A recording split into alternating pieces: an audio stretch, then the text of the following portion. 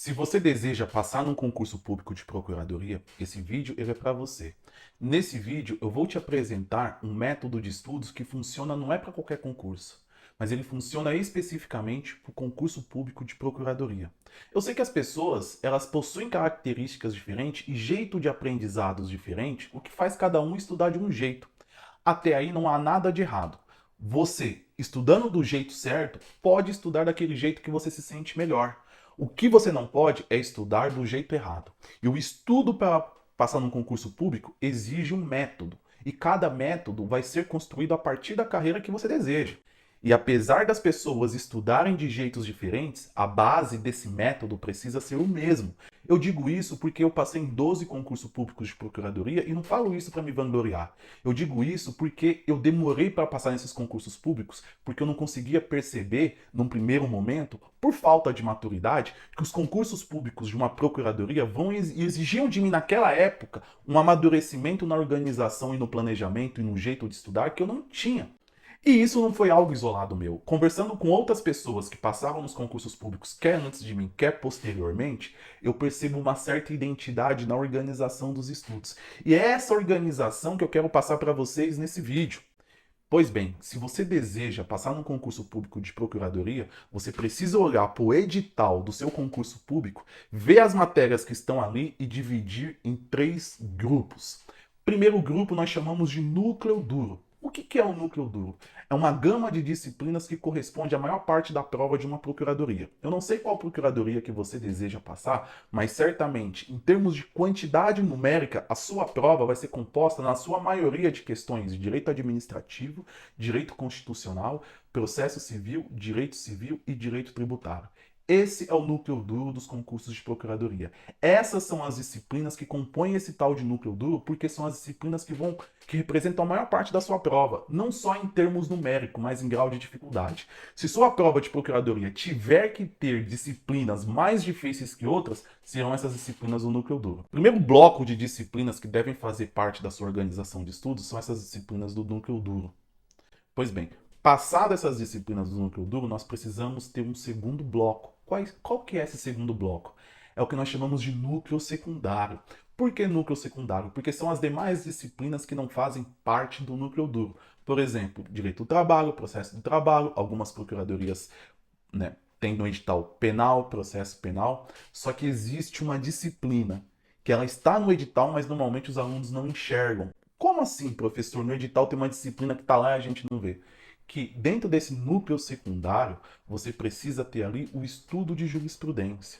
Eu sei que quando você está estudando cada uma das disciplinas, ali em algum momento é citada uma jurisprudência-chave, você vai ler essa jurisprudência, continuar estudando, mas você precisa, nesse segundo grupo, no grupo, ter ali como destaque em algum momento o estudo de jurisprudência, que não é qualquer jurisprudência, são as jurisprudências que mais caem no concurso público de procuradoria.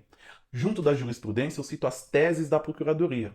Há muitas procuradorias que têm teses institucionais, e se você está prestando um concurso público para essas instituições, você tem que conhecer essas teses. O terceiro grupo de estudos é o estudo focado para uma segunda fase de concurso de procuradoria, que vai exigir de você uma dissertação, um parecer ou uma peça processual, ou tudo isso numa prova só. E aí então que nesse estudo de segunda fase, você precisa separar o direito material do direito processual. E o direito processual requer conhecimento de processo civil, processo tributário, processo administrativo e processo constitucional. Percebam então que a sua organização de estudos precisa estar dividida em três grupos: núcleo duro, núcleo secundário e estudos para a segunda fase. Pois bem, quando eu falo isso, normalmente o aluno vem com uma seguinte indagação: Professor, eu sequer tô indo para a segunda fase de concurso. Eu tenho que estudar mesmo para a segunda fase? aí que é o ponto, aí que é a chave. Cada pessoa se encontra num momento de amadurecimento dos estudos diferente. Há quem é iniciante, há quem está no nível intermediário, há quem está quase passando nos concursos públicos, e há qualquer dessas três características, aquele que está prestando uma prova, cujo edital já está aberto e ele está nas vésperas de ter que ir lá fazer a prova. Para cada situação dessa, o método de estudo vai ter que se adaptar a essa realidade. Pois bem, independentemente de qual realidade que você se encontra, eu não consigo passar todas essas realidades aqui agora, a bem da verdade é que esses três grupos você vai precisar levar em consideração na sua organização de estudos. Claro que se você ainda é um iniciante, que eu cito isso como exemplo, talvez num primeiro momento você não vai lidar com esses 3 grupos. Aliás, talvez não, com toda certeza. Se você está começando agora os seus estudos de procuradoria, você vai precisar focar, antes de tudo, no núcleo duro. E aí, a partir do momento em que você fizer os testes necessários e perceber a sua evolução dentro do núcleo duro, você vai migrar para a segunda etapa, que é o estudo das matérias secundárias. No primeiro momento, você vai focar no núcleo duro. Nesse momento, se desenvolvendo dentro do núcleo duro, no momento certo você migra para a segunda etapa, que é esse núcleo secundário. Em que momento que isso acontece? Você precisa fazer alguns testes. E aí esses testes normalmente são a resolução de questões. Resolução de questões possui processos diferentes de aprendizado. Você tem um momento em que você faz questões simulando estar no dia da prova para treinar a fazer a prova. Existe um momento em que você faz questões logo após ler a matéria no seu livro ou no seu PDF, não como método de revisão, mas para compreensão. Às vezes aquilo que você está lendo, você não está compreendendo e você faz 2 ou 3 questões e você começa a compreender. Então você fazer questões logo após uma leitura pode ter esse papel de compreensão do conteúdo. Tem também um momento em que você faz questões com propósito de revisão e que não pode acontecer logo após a leitura da matéria. Então, resolução de questões possui intenções diferentes a depender do momento em que você resolve as questões. Mas pouco importa isso, o mais importante é que por meio das questões a gente consegue saber em que etapa dentro do núcleo duro você vai estar, você que é iniciante. Pois bem, a resolução de questões precisa fazer não num propósito de compreensão da matéria, não num propósito de revisão, mas num propósito certo de testar em que nível de conhecimento você está.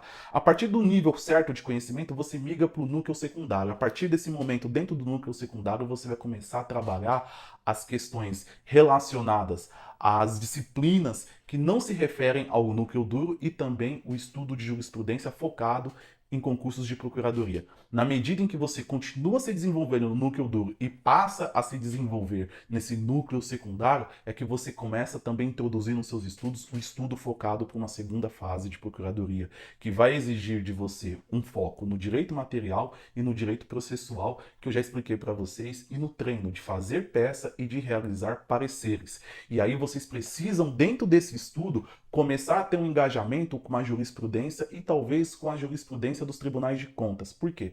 Porque a segunda fase de concurso público de procuradoria quer saber se você tem a maturidade de um procurador. Tudo bem, um aspirante de procurador, mas se você já está conhecendo as decisões que são favoráveis à instituição e as teses das instituições. E essas decisões normalmente são dos tribunais superiores, dos tribunais de segunda instância local ou dos TRFs e também dos tribunais de contas, que são órgãos fiscalizadores da administração pública. Se você tentar estudar tudo isso de uma vez, você vai se embananar inteiro. Se você estudar parte disso, você não vai estudar para o concurso público num ponto em que você vai ser aprovado. Então você precisa ter uma organização para colocar tudo isso dentro do seu planejamento de estudos. Só que se você inserir tudo isso de uma vez, você vai entrar em colapso. Por isso que nós dividimos em 3 grupos o estudo focado para a procuradoria e a cada momento da sua maturidade, cada grupo vai incidindo ao ponto de você evoluir de maneira orgânica em cada um desses grupos. Era sobre isso que eu queria falar para você. Não se preocupe que eu não vou vender nada, apenas eu vou te dar uma dica. Na descrição desse vídeo eu tenho um e-book inteiramente gratuito onde eu passo as principais características de uma prova de procuradoria.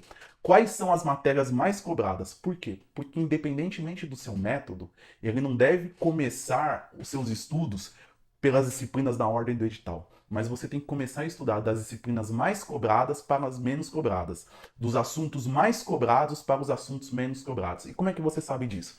Por meio desse e-book que eu estou oferecendo gratuitamente, e volto a dizer, eu não vou vender nada para você nesse vídeo. É só oferecer esse e-book e daí então desejo bons estudos e vejo você no próximo vídeo.